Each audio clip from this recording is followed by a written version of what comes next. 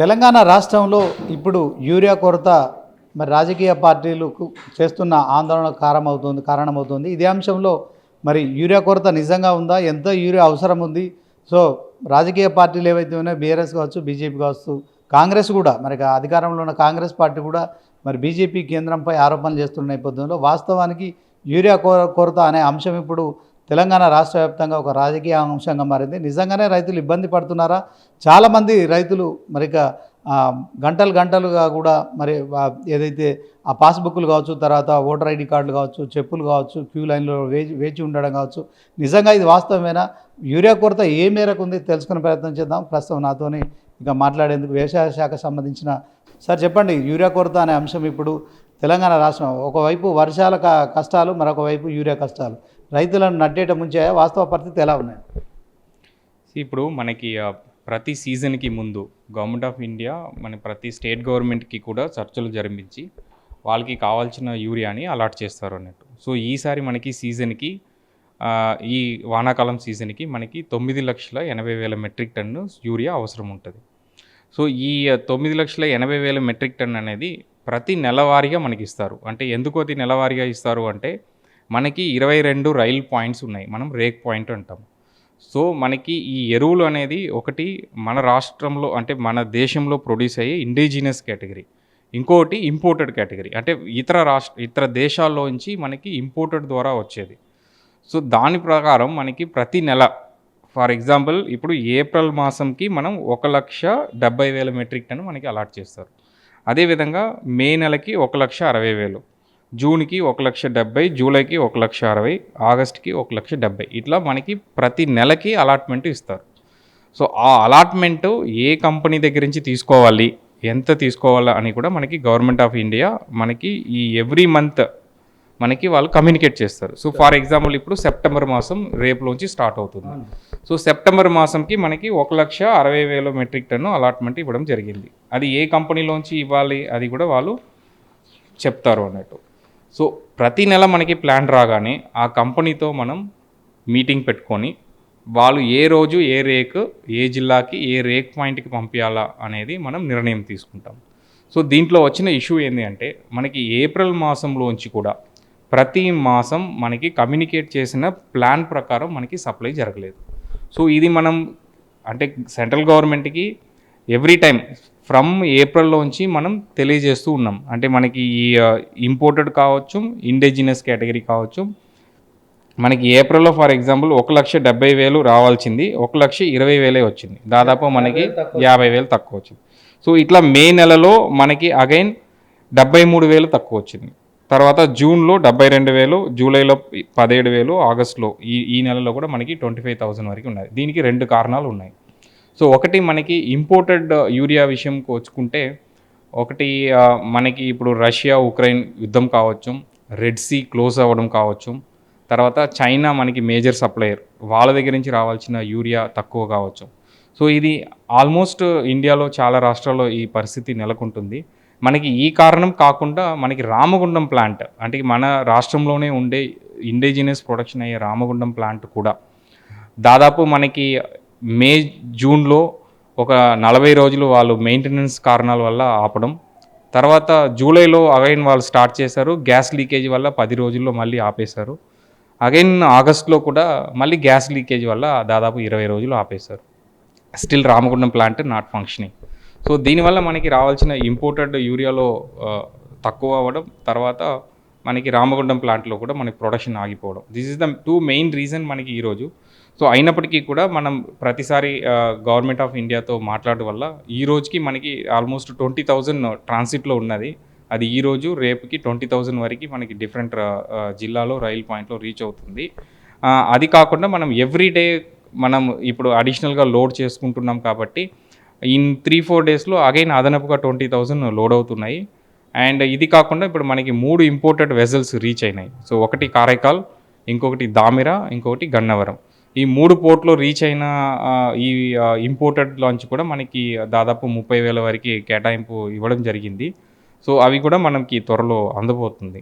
So ఇప్పుడు మనకి ఏ మాసంకి కావాల్సిన రిక్వైర్మెంట్ని ముందు నెలలోనే మనం సమకూర్చి పెట్టుకుంటే ఇట్లా ఇబ్బంది రాదు. బట్ ఈసారి because of this imported issue and planter కాబట్టి ఆ నెలకి కావాల్సింది అదే నెలలో మనం మూవ్ చేసే పరిస్థితిలో ఉన్నాం. సో ఈ రోజుకి మనకి ఓవరాల్ 28,000 మెట్రిక్ టన్ ఉన్నాయి. సో కాబట్టి రిక్వైర్మెంట్ ప్రకారం ఏ ఏ జిల్లాలో మనకి అంటే ఎవ్రీడే రిపోర్ట్ మన కలెక్టర్స్కి కూడా కమ్యూనికేట్ చేస్తున్నాం. అదేవిధంగా వ్యవసాయ శాఖ అధికారులు కూడా ఏ రైలు ఎక్కడ వస్తుంది, ఏ రోజుకి వస్తుంది, ఎంత క్వాంటిటీ వస్తుంది అనేది కూడా టైం టు టైం మనం కమ్యూనికేట్ చేస్తున్నాము.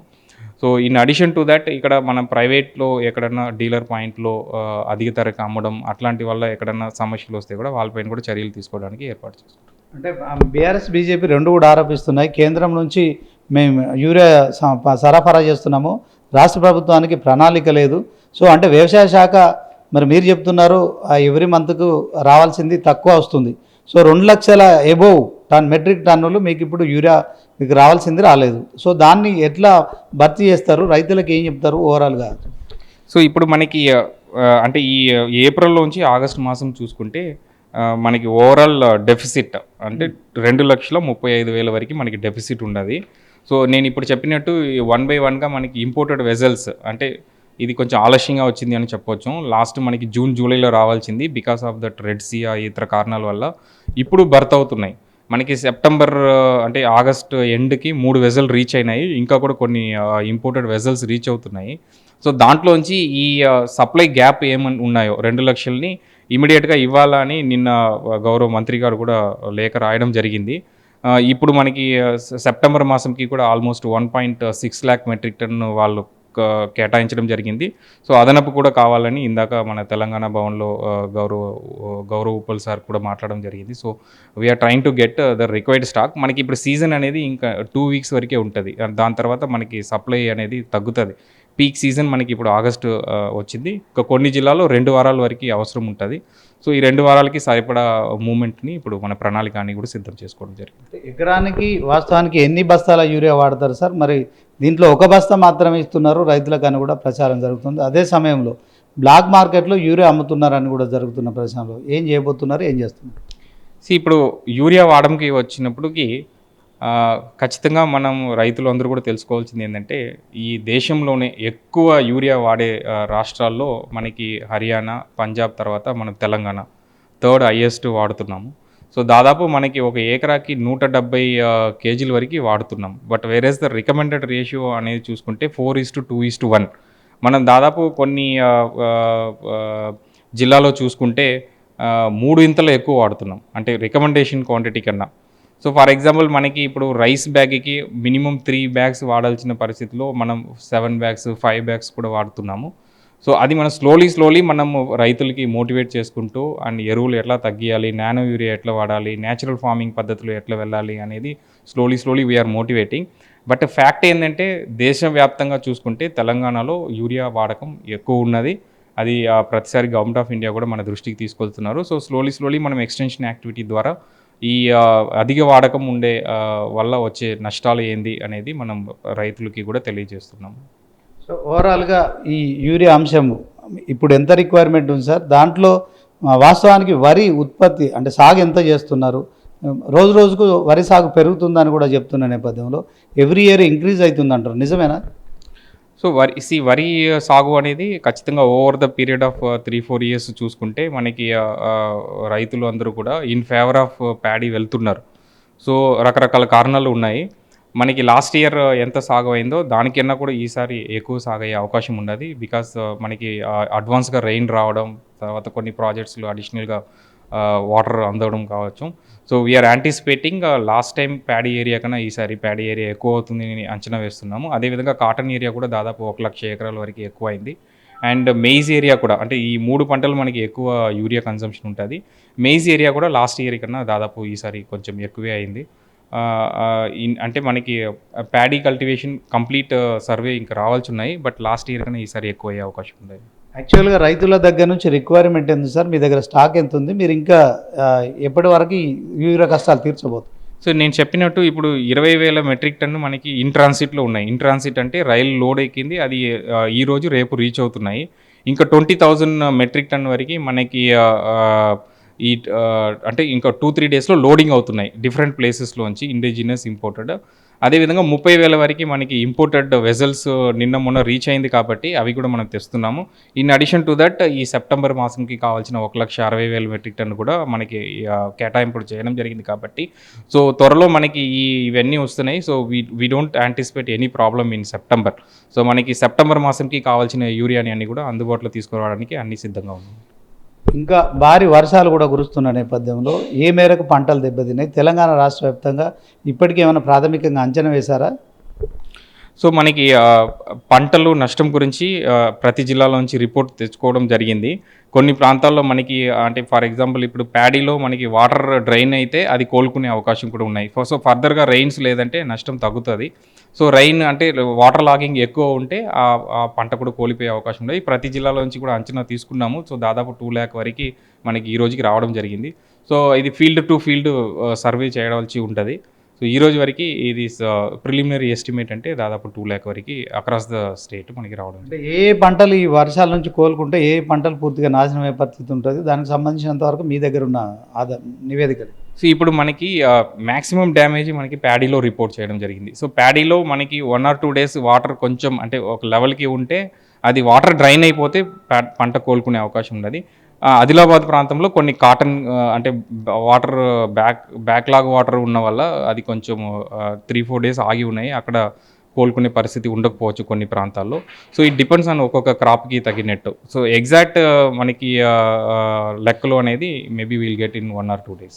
Okay, thank you. సో మొత్తానికి యూరియా ఎవ్రీ మంత్ రావాల్సిన యూరియా కేంద్రం నుంచి రావడం లేదు. దీనికి రకరకాల కారణాలు ఉన్నాయి. ముఖ్యంగా ఈ యుద్ధం కూడా దీనికి ఒక కారణం కనుక విదేశాల నుంచి దిగుమతి కావాల్సిన యూరియా చేసుకోలేకపోయాము. అట్ ద సేమ్ టైం రామగుండంలో మరి ఆర్ఎఫ్సిఎల్ నుంచి కూడా ఉత్పత్తి నిలిచిపోవడం కావచ్చు. మొత్తానికైతే యూరియా కష్టాలు అయితే తెలంగాణ రాష్ట్ర వ్యాప్తంగా రైతులు ఎదుర్కొంటున్నారు. ఇదే క్రమంలో మరి ఖచ్చితంగా రైతులకు సంబంధించిన అంశంలో మరి వాళ్ళ అవసరాలకు మేర యూరియా తెప్పించేందుకే మరి ప్రయత్నిస్తున్నాము. ఓవరాల్గా 2,30,000 మెట్రిక్ టన్నుల యూరియా ఇప్పుడు అవసరం ఉంది. సో మరొక 15 రోజుల్లో కూడా ఈ యూరియాను తెప్పించేందుకు అన్ని రకాలుగా ప్రయత్నం చేస్తున్నాము. సో మొత్తానికి ఆ యూరియా కష్టాలు తీర్చేందుకు కూడా మేము అది చేస్తున్నాము. కాకుంటే తెలంగాణ రైతులు యూరియా వాడకాన్ని ఎక్కువగా వినియోగిస్తున్నారు. ఇది కొన్ని సమావేశాలు కావచ్చు, వారితో మోటివేట్ చేయడం కావచ్చు, యూరియా వాడకాన్ని కూడా తగ్గించాల్సిన అవసరం ఉంది. ఏదేమైనప్పటికీ కూడా ఇప్పటికీ ఆ యూరియా కష్టాలు కావచ్చు, యూరియా కొరతలు తీర్చేందుకైతే మాత్రం వ్యవసాయ శాఖ మరి ఖచ్చితంగా కృషి చేస్తుంది. ఈ అంశంలో రైతులు ఆందోళన చెందాల్సిన అవసరం లేదు. సో యూరియా ఎవరికి ఎంత రిక్వైర్మెంట్ ఉందో అంత మరి ఖచ్చితంగా మేము సప్లై చేస్తామని కెమెరా పర్సన్ అబ్దుల్తో శ్రీనివాస్, 99 టీవీ వ్యవసాయ శాఖ ఆఫీస్ నుంచి.